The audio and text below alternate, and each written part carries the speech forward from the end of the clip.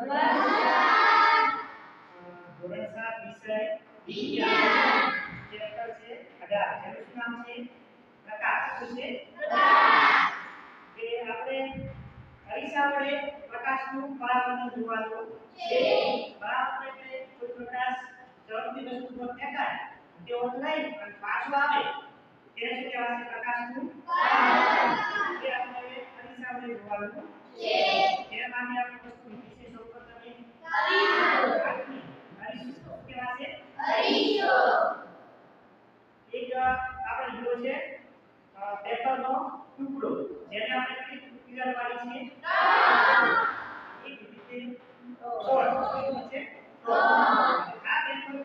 એ ટુકડા છે આ ટોર્ચના અંદર ધાતુ શું કરવાનું છે ચોટાડવાનું છે ચોટાડવાનું છે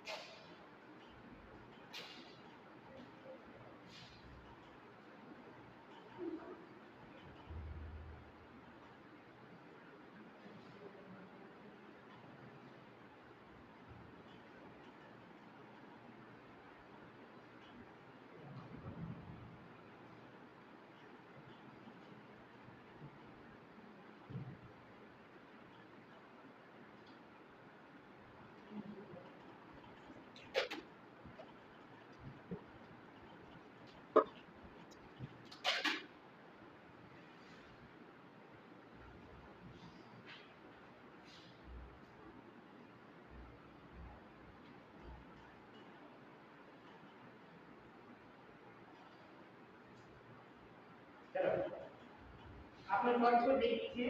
રેડી થઈ ગઈ છે આગળ શું લગાવ્યું છે પેપરનો ટુકડો એની કેટલી તિરાડ પાડી છે હવે જે આપણે ટોર્ચ ચાર્જ કરશું તો પ્રકાશ ફક્ત કોની અંદરથી આવશે જે આપણે ત્રણ તિરાડ મૂકી છે તેની અંદરથી આવશે ચલો સૌપ્રથમ આપણે રૂમની અંદર શું કરવું પડશે અંધારું શું કરવું પડશે અંધારું ચલો હવે આપણે ટોર્ચ ચાલુ કરી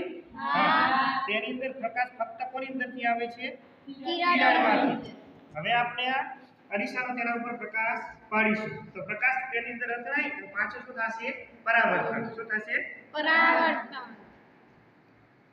ચલો દેખાય કે પ્રકાશ સૌપ્રથમ કોની અંદર દાખલ થાય કાચ પર કાચ સાથે અથડાય પ્રકાશ પાછો બીજી દિશામાં ધકેલાય છે તો મતલબ કે અરીસા વડે પ્રકાશની દિશા પણ બદલી શકાય છે આમ તો પ્રકાશ સીધી રેખામાં ગતિ કરે કેવી રીતે સીધી રેખામાં પરંતુ અહીંયા કોઈ ઝડપથી વસ્તુ પડે એ પ્રકાશની દિશા પણ આપણે બદલી શકીએ છીએ તો આ પ્રવૃત્તિ શું હતી કે અરીસા વડે પ્રકાશનું પરાવર્તન પરાવર્તન મતલબ કે પ્રકાશને પાછા ફેંકાવાની ઘટના કેવી પાછા ફેંકાવાની ઘટના રેડી સમજાય કે બધાને